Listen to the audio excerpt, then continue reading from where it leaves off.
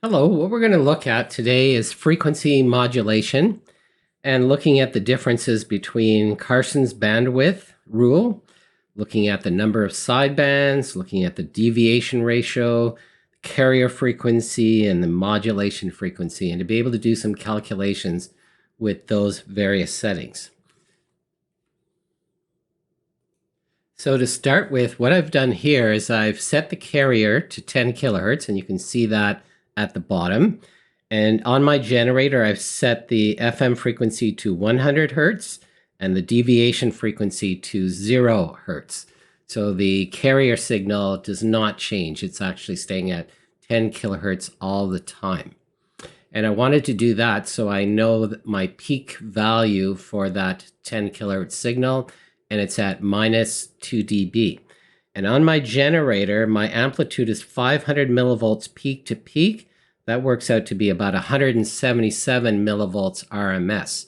And my software is set up here and my hardware to give me a 50 ohm load. That's going to be important when I do that calculation a little bit later on.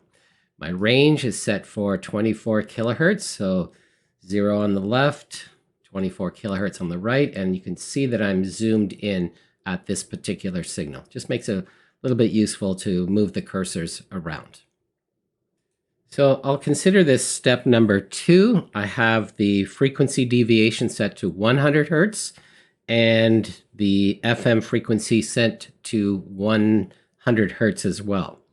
So the deviation ratio happens to be 1.0. And this is something where you may want to look at the Bessel table to see what kind of spectrum you will get. But for now, one of the things I want you to notice is the spacing between each sideband. So I'll put one here, and that's at 10 kilohertz, and I go to the first sideband, and that's 10.1 kilohertz. That's an important thing to note. And based on Carson's bandwidth rule, we have a FM frequency of 100 hertz and a deviation frequency of 100 hertz. So 100 plus 100 times 2 gives me a total of 400 hertz. So let me put markers at those 2 points. So I've put 2 markers to measure those frequency points. So you can see with the deviation ratio of 1, I have a bandwidth of 400 minus 200 on the lower, plus 200 on the upper. And the sidebands that are in there are the first 2 sidebands. Okay, I have the carrier in the center. The first sideband and the second sideband fall within that Carson's bandwidth rule. So that's what you would use to calculate the power. And with the band and that rule, it says that 98% of the power will fall within the spacing that I've shown there between the 2 markers. And that's with 100 and 100 for frequency FM and frequency deviation. So I'm going to make some changes, but I think I've got all of that. But while I'm here, I'm just going to mark off each of the sideband amplitudes. So there's the first, there's the second at 21.15. This drops way down to 36, and then this one to a much smaller. Okay, and that's with a deviation ratio of 1. So I've completed that one.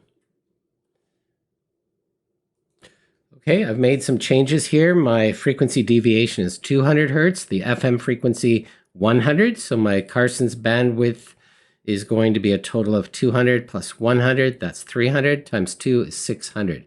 And you can see I've got the cursor set up for 9.7 kilohertz and 10.3 kilohertz. That's a bandwidth of 600 hertz. And you can see I've now have 1, 2, 3 sidebands on the left, 3 sidebands on the right that I would calculate for my power. And I'd also have to include the center frequency or the carrier frequency, which is at 10 kilohertz. And while I have the markers here, I'm going to mark them off for each one of those sidebands.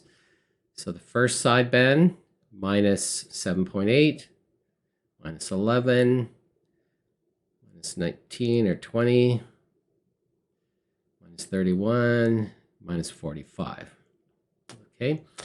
And so for that, just a reminder here, my deviation frequency is 200 hertz, my FM frequency 100 hertz. That would give me a deviation ratio of 2.0 and a bandwidth of 600 hertz. So that's kind of step number 2. Sorry, step number 3. Now let's go to step number 4. All right, I'll call this step number 4, where I have a deviation frequency of 400 hertz and an FM frequency of 100 hertz. So you can see the spacing between the sidebands are the same, okay, 100 hertz. But what's changed? There are more sidebands and the bandwidth is getting wider. Okay, now we have a bandwidth of 1000. 500 hertz on the left, 500 hertz on the right. And that would be the bandwidth for the Carson's rule. You'd want to calculate the power of each of those sidebands.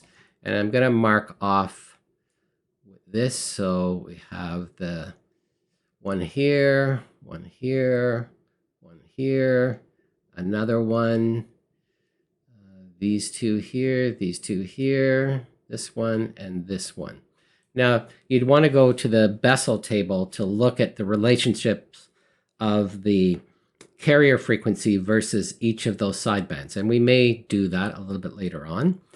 But that's the other thing to note here is the deviation ratio is equal to 4. The higher the deviation ratio, the more sidebands you're going to have. Okay, and if you combine the FM frequency and the deviation frequency, 500, times 2, that's going to be your bandwidth. So for this setting, the bandwidth is equal to 1000.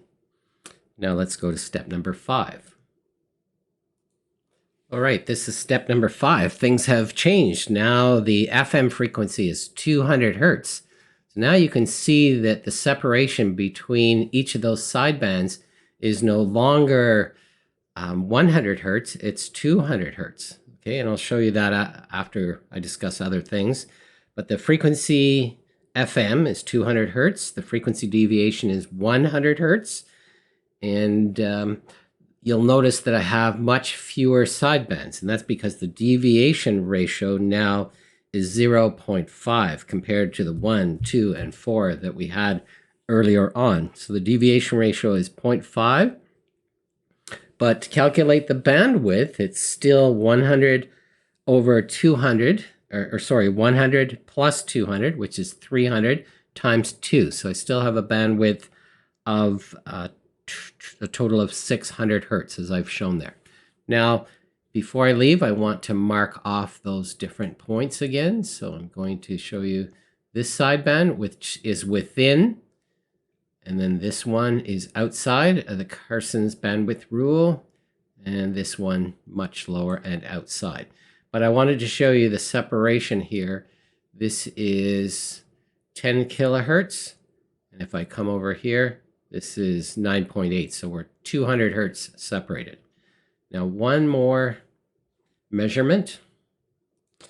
In this last measurement, I'll call it number 6, we have a deviation value of 100 hertz, an FM frequency of 400 hertz, and a deviation ratio equal to 0.25.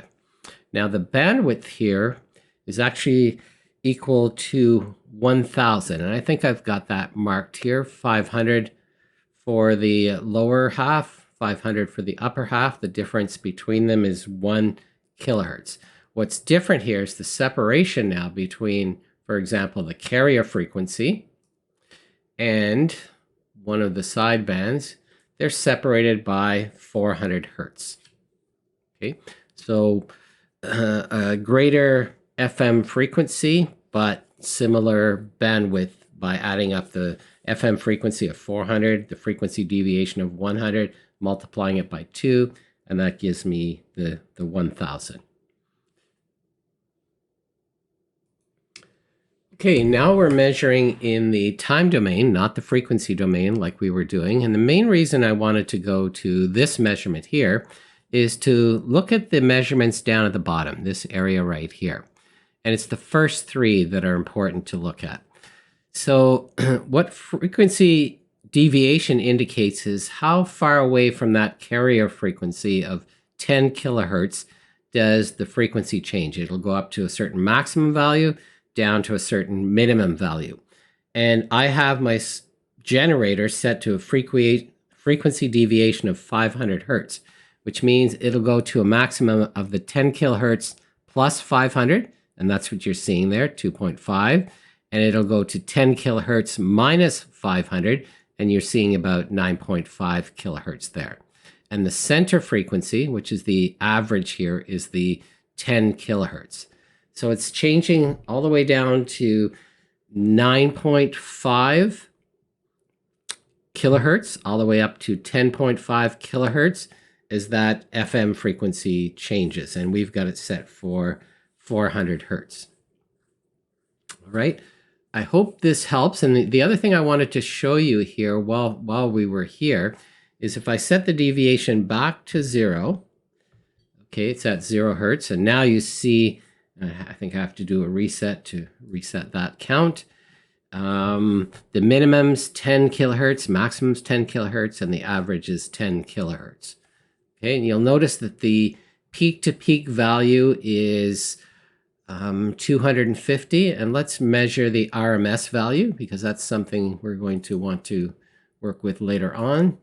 So I have the RMS value, and you can see that it's 177 millivolts, and that's going to be important for our next measurement. All right, hopefully all this helps. Thank you.